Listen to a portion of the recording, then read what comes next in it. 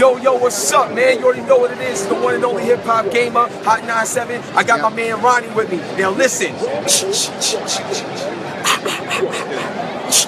This is my dude, Friday the 13th. The beta is over, but I've seen a lot of people play it. First, I want to ask you is, like, how did you guys get a chance to even do it? From a license standpoint, getting it, you know, the authenticity to it. I mean, if I'm not mistaken, I believe you actually had the actor that played Jason, like, lend his influence to it. Like, walk us through the process of how you got it up and running. So, rewind a couple years ago, we had a game called Summer Camp. It was Slasher Volume 1 Summer Camp, and it was just an homage to Friday the 13th. So we went out and hired Tom Savini, which is the legendary horror icon.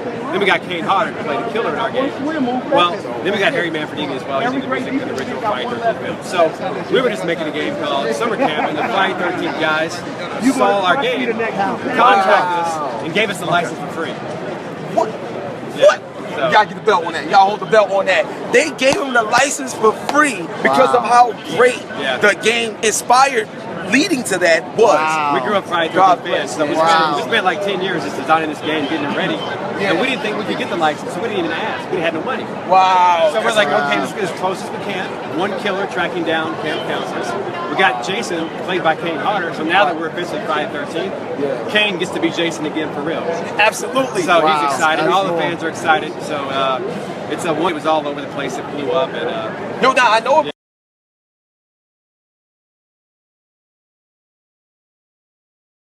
All of it. That you feel like, yeah, of course.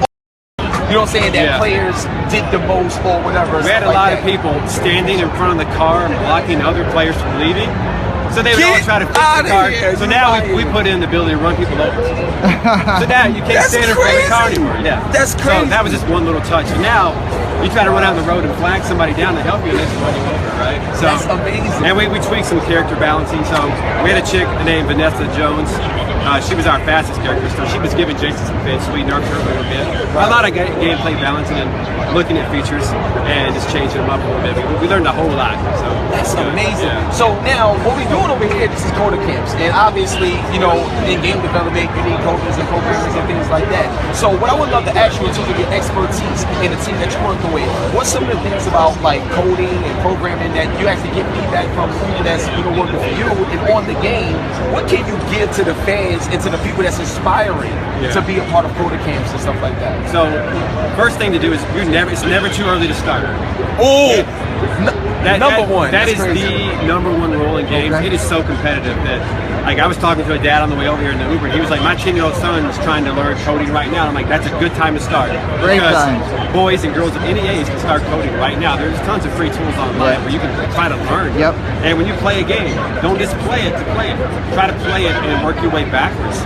And try to figure out why the developers made decisions that they did. And you can go online, you can make your own games right now. There are tons of free software. Our dev team at Phonic is in Denver. We're of course working with Unreal 4. This is a big game, but there are tons of awesome free licenses like Unity and things where you can learn and blueprint your own games and stuff, man. It's like, start early. Now, I have a major question for you, and I'm not sure if you was ever asked this, but one of the things that I love about Jason is how brutal the kills are. Like, you know what I'm saying, how brutal they are. But even growing up watching it, I always wanted to, like, in terms of, if I was Jason, what would I do? In terms of, like, my own kill, if I was Jason. Do you guys got any plans, since y'all just came out of beta, to where you can allow players, when they pick Jason, to orchestrate their own kill?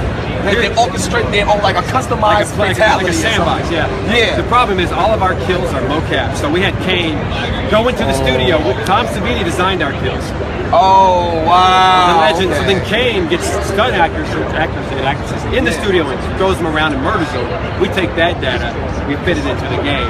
So all of our kills some are based on the films and some are just from the mind of Tom Savini. Wow. So we're going to see kills in this game that we've never seen in movies? Oh, yeah. Get the hell out. Oh, yeah, dude. Yo, wait, where'd he go? Did you hear that? Yo, wait, hold on. Yo, don't. Like, all right, so this dude right here said he's going to beat me in UFC. We're going to see about it. You know what I'm saying? I don't know. We're going to see about there's going to be kills in Friday the 13th video. I just got to do this. Like, I just got to ask. Like, what would you do to somebody? We've never seen in the movies. I love you, Ronnie. He's cooking though. Yeah. I'm coming back. Yeah, you're coming. You just burn him? He'll just burn them. We got a pyro. That's great. He'll just burn them. You can do that in our game. You can shove them into a fireplace and hold them down. Yo, that's crazy. This is epic. There's already footage out of that. Yo, this is epic, man. We got like over 40 custom unique kills that each kill takes us about 2 months to do from start to finish. Wow. What? Extreme amount of work. So each of those kills is That's crazy. Now, from the best. Now, my main question is, in your opinion, what's better, playing as Jason or playing as? You would think it's Jason. Yeah, because see, what I saw, I like the fact that y'all added the teleport. Oh yeah, that's how he gets around the map. Yeah, exactly. Because my thing is, you don't want it to be too like the movies where he's walking for a long time and you can make it bored. So nothing less fun than just walking around a map. Absolutely. Believe me, we had it that way for a while, but the teleportation was our answer to the films about how he's everywhere at once. They don't show you in the films how all of a sudden he's here then there, so we had to creatively find a solution. That's amazing. So now, what we think the differences between playing as Jason and playing as the people that's about to get killed by Jason? So Jason is all about, obviously, tracking your opponents down, stalk them, listen to them, do a proximity check, so Jason can hear you talking if he gets close to you, so he can hear you playing it. So he's a predator mode, but he's the ultimate predator. He's a beast. Yeah. So it's all about kill. He has his mom talking to him throughout the game in his head. Yeah, that's crazy. Hagging him on, telling him what to do. That's crazy. From the counter's perspective, it's insane because it's you and 7 of your friends or 6 of your friends just trying to survive. So you're trying to find car parts and fix the vehicles. You're trying to fix the boat. You're trying to find a weapon and defend yourself in case you bust a door. You're trying to lock the doors and barricade. You're trying to find health kits. You're trying to, and you can't hear each other when you first spawn. You got to get next to each other. You got to team up, right? You can find a walkie-talkie. If you find a walkie-talkie, then you can talk to anybody who has a walkie-talkie. Oh my God, yo, that's You can crazy. go at it alone and hide if you want, or you can get with your teammates, or you can try to get your friends to fix the car and then it's still in front of you. And leave them behind. Yo, get out of here, We have all kinds of emerging gameplay. Yo, Thomas, if you ever leave me behind, sir, I will scare you. It's gonna happen, dude. Yo, so I got a major question for you now. Now, we all remember the first Friday the 13th back on Nintendo. Oh yeah. That was a long time Over ago. 25. Hate relationship with that all joint. did. I already know. That game, I was like pissed off like a lot. Yep. Fighting bats You know and what I'm zombies, saying? throwing rocks and zombies. This shit was crazy. I'm like, what the hell y'all doing? Like, but I want to ask you, have you thought, since the success of the beta and just having a license, doing all these things, have you thought about doing like an homage or a remaster or doing something with that old game? We didn't hit it, but you never know one day. Yeah. So we were gonna do that game right. We were gonna redo it, side scroller, 8-bit. We were gonna go back and redo it again, but we didn't hit the stretch goal. And now at this point, we're just trying to finish the game, but you never know. Oh, that's. I thought you were gonna ask us if the green and purple Jason from the game was gonna be in our game. Oh, is it? That's a whole different rights holders. Like, Oh, okay. the Friday 13 guys don't own that Jason. The Oh. company who published that game did. So wait, we're trying to track them down. So what Jasons do you have in this game? We got Jason we got 7 different Jasons. So we got part 2, 3, 6, 7, 8, and 9. Tom Savini is creating a brand new Jason that no one's ever seen. Just for our game. What? You can go buy that DLC Jason right now on F13game.com. That's cool. It's like $6. We haven't revealed the look yet, but it's going to be awesome. Now, is this game only on Steam or will it be on Xbox One, PS4, and Steam. All right. Now, this is a very important question. I got 2 more questions, All right. and then we're going to wrap it up. Now, my next question is this, right? And I be telling people a lot. The Nintendo Switch is here. I love the Switch. I think it's great. It looks great. It's cool like that.